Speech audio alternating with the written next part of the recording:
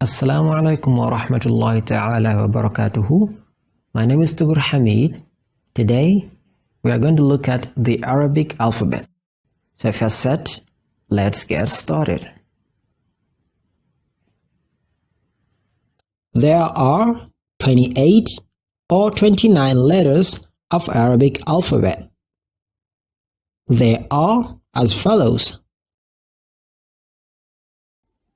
Alif, Ba'un, Ta'un, Tha'un, Jimun, Ha'un, Kha'un, Dalun, Dhalun, Ra'un, Zayun, Sinun, Shinun, Sadun, Dadun, Ta'un, Za'un, Ainun, Ghainun, Fa'un, Qafun, Kafun, Lamun, Mimun, Nunun, Ha'un, Wawun, Ya'un, Hamzatun. These are 29 letters of Arabic alphabet. If we consider the Hamza and the Alif to be one and single letter, then it is 28. But when we separate them, then there will be 29. Okay, now let's look at the Arabic vowels. These vowels are indicated using diacritics. Diacritics are signs that are placed above or below letters in order to distinguish their pronunciation. There are basically three major vowel sounds in Arabic language. These are the Fatha, the Kasra, and the Dhamma.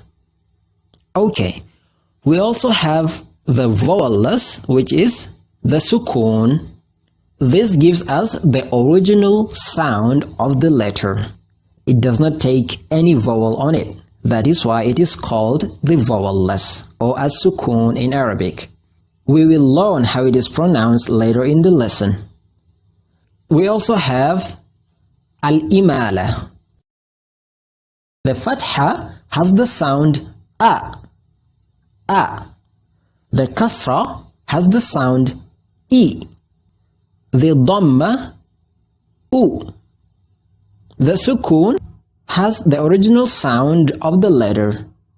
And Al-Imala has the sound E. This sits between the Fatha and the Kasra.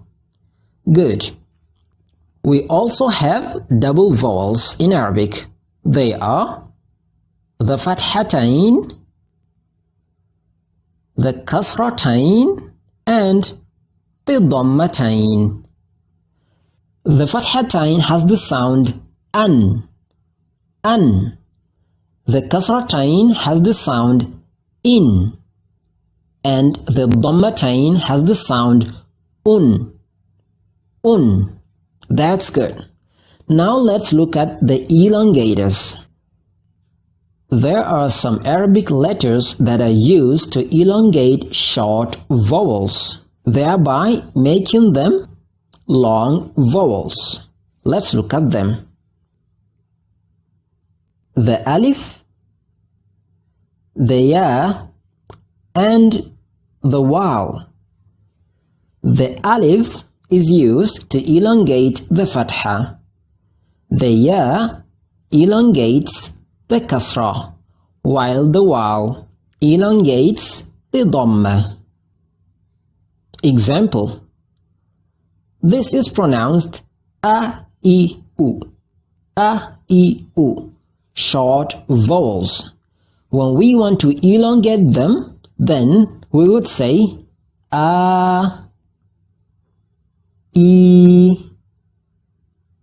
U. Yes, this is how to elongate the short vowels, thereby turning them into long vowels. And remember, the alif, the ya, and the waw, they all don't have any diacritic on them. Okay, now we are going to use the vowels, the elongators, and all these signs on each and every letter of Arabic so that we know how they are pronounced. We are going to do it in this order.